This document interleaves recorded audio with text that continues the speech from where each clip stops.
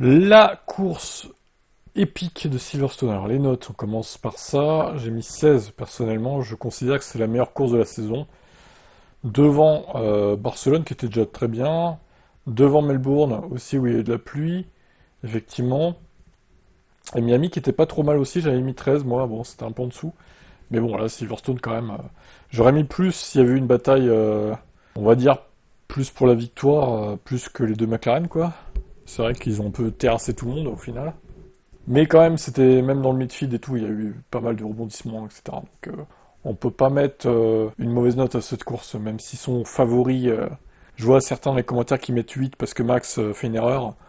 Les gars, c'est objectif au bout d'un moment, quoi. Essayez de passer outre les résultats de votre pilote, en fait. On note le spectacle, pas les résultats des pilotes. Bon alors, le classement, du coup, Piastri, ben forcément, ça fait 2 fois de suite, on va dire qu'il se fait voler, hein. Moi, c'est mon avis, en tout cas. La course en Autriche, pour moi, il méritait la victoire.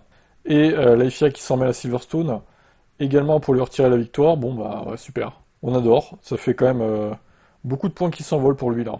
Ça permettra aux deux de se resserrer au classement. J'imagine que c'est le but aussi. On se souvient qu'en 2021, il y avait des sanctions un peu étonnantes également, voire pas de sanctions pour certains. Alors Verstappen, justement, sans transition. Il a marqué 10 points max après avoir spiné comme un grand, comme un gland aussi. Il a quand même remonté 5ème. Russell qui marque un point, Leclerc marque pas de points. Hamilton a marqué 12 points, il revient à 16 points de Leclerc. Antonelli 0 points marqué, Albon en a marqué 4 à nouveau. Hülkenberg, bon, il fait un bon spectaculaire au classement, hein, du coup. Il est à 37 points au total, 15 points avec son magnifique podium. Enfin un podium pour Nico Hülkenberg, ça fait plaisir pour lui. Il le mérite pour l'ensemble de sa carrière quand même. Il a bien fait de persévérer, Nico. Ocon Adjar, pas de points. Stroll remet des points. Incroyable, j'aurais pas cru, hein. Mais décidément, lui, il aime bien les courses chaotiques, Lens. C'est sa spécialité.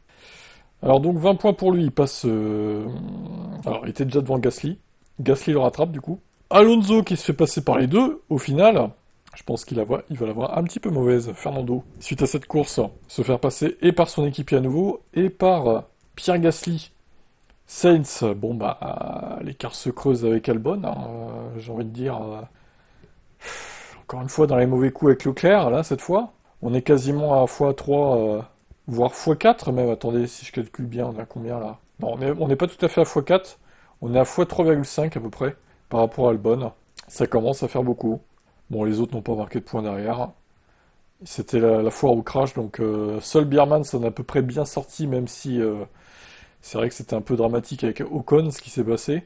Mais bon, ils ont quand même pu finir la course, donc ça va. Alors, constructeurs, bon, bah, les McLaren qui font le doublé, hein, ma foi, facilement.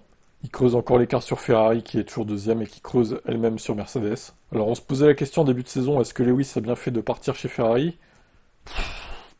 Pour l'instant, à mi-saison, Ferrari est devant Mercedes. Après, j'ai l'impression que Ferrari est plus constante, mais il y a moins de coups d'éclat par rapport à Mercedes. On va dire ça comme ça, en fait. Mais Ferrari a l'air plus constant, en fait, dans ses perfos, de circuit en circuit. Par contre, Mercedes, ils ont des courses, c'est dramatique, hein. Monaco, 0 points, là, 1 point. C'est un drame, cette équipe, en fait. L'Autriche, c'était pas brillant non plus, d'ailleurs. Moi, j'ai l'impression que sur l'ensemble de la deuxième partie de saison, Ferrari va passer devant Mercedes en perf. Un peu comme l'année dernière, finalement. Je vois ça comme ça, moi. Sauf sur certaines courses fraîches, on va dire. À voir si ça se produit, si ça se passe comme ça ou pas.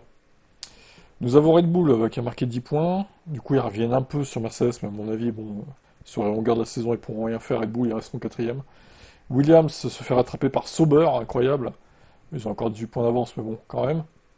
Racing Bulls et Aston sont à égalité, du coup, grâce à la bonne perte de Stroll et de Alonso qui marquent des points également. Donc, égalité.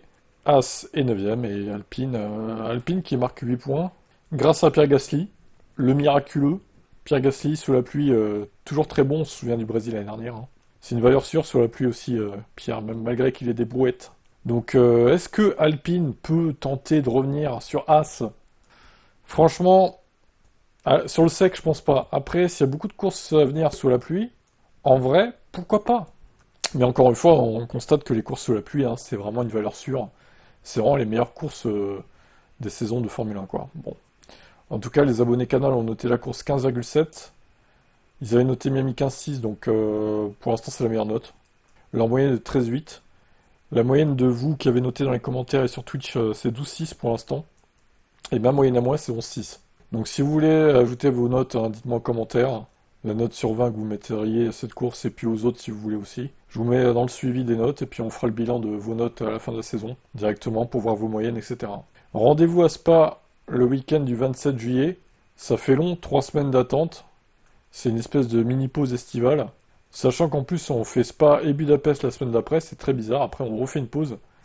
La vraie pause estivale du coup, de 4 semaines. Bon, bah écoutez, de toute façon, dans ce laps de temps, il y aura des news hein, sur les chaînes, comme d'habitude. Au moins 4 par jour. Et puis voilà, quoi. Allez, je vous laisse, ciao.